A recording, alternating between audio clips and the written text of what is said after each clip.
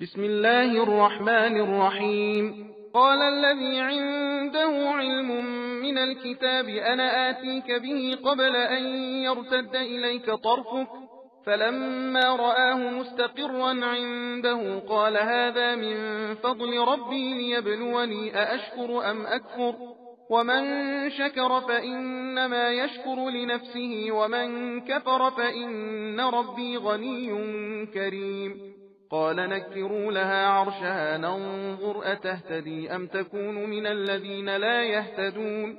فلما جاءت قيل أهكذا عرشك قالت كأنه هو، وأوتينا العلم من قبلها وكنا مسلمين. وصدها ما كانت تعبد من دون الله إنها كانت من قوم كافرين. قيل لها ادخل الصرح فلما رأته حسبته لجة وكشفت عن ساقيها قال إنه صرح ممرد من قوارير. قالت رب إني ظلمت نفسي وأسلمت مع سليمان لله رب العالمين. ولقد أرسلنا إلى ثمود أخاهم صالحا أن اعبدوا الله فإذا هم فريقان يختصمون. قال يا قوم لم تستعجلون بالسيئة قبل الحسنة لولا تستغفرون الله لعلكم ترحمون. قالوا اطيرنا بك وبمن معك قال طائركم عند الله بل أنتم قوم تفتنون.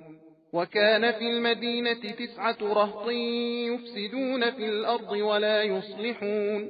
قالوا تقاسموا بالله لنبيتنه وأهله ثم لنقولن لوليه ما شهدنا مهلك أهله وإنا لصادقون.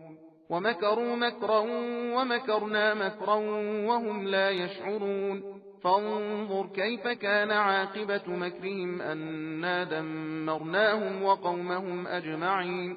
فتلك بيوتهم خاوية بما ظلموا إن في ذلك لآية لقوم يعلمون. وأنجينا الذين آمنوا وكانوا يتقون.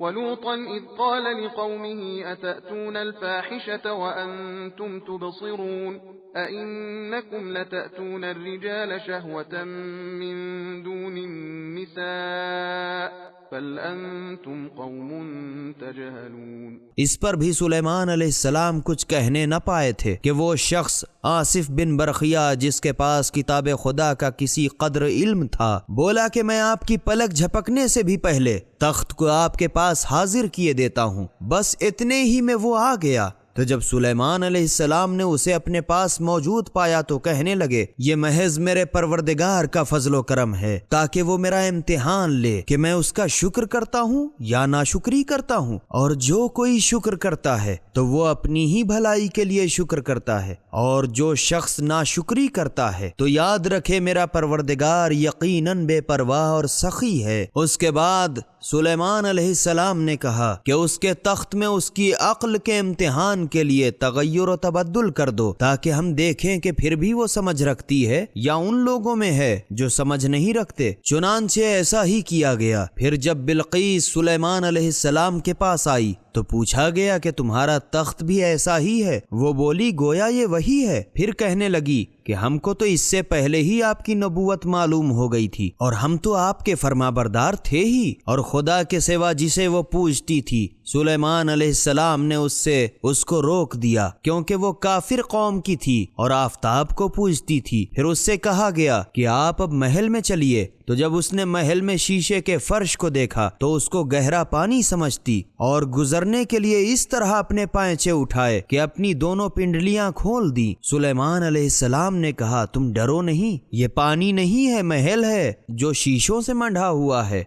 उस वक्त तंबी हुई और अर्ज की परवरदिगारा मैंने आफताब को पूज कर यकीनन अपने ऊपर आप जुल्म किया और अब मैं सुलेमान अलैहिस्सलाम के साथ سارے جہان کے پالنے والے خدا پر ایمان لاتی ہوں، اور ہم نے ہی قوم سمود کے پاس ان کے بھائی صالح علیہ السلام کو پیغمبر بنا کر بھیجا کہ تم لوگ خدا کی عبادت کرو، تو وہ صالح علیہ السلام کے آتے ہی مومن و کافر دو فریق بن کر باہم جھگڑنے لگے۔ صالح علیہ السلام نے کہا، اے میری قوم، آخر تم لوگ بھلائی سے پہلے برائی کے واسطے کیوں جلدی کر رہے ہو؟ تم لوگ خدا کی بارگاہ میں توبہ استغفار کیوں نہیں کرتے تاکہ تم پر رحم کیا جائے؟ وہ لوگ بولے، ہم نے تو تم سے اور تمہارے ساتھیوں سے برا شگون پایا۔ صالح علیہ السلام نے کہا، تمہاری بدقسمتی خدا کے پاس ہے، یہ سب کچھ نہیں بلکہ تم لوگوں کی آزمائش کی جا رہی ہے۔ اور شہر میں 9 آدمی تھے جو ملک کے بانی فساد تھے اور اصلاح کی فکر نہ کرتے تھے۔ ان لوگوں نے آپس میں کہا کہ باہم خدا کی قسم کھاتے جاؤ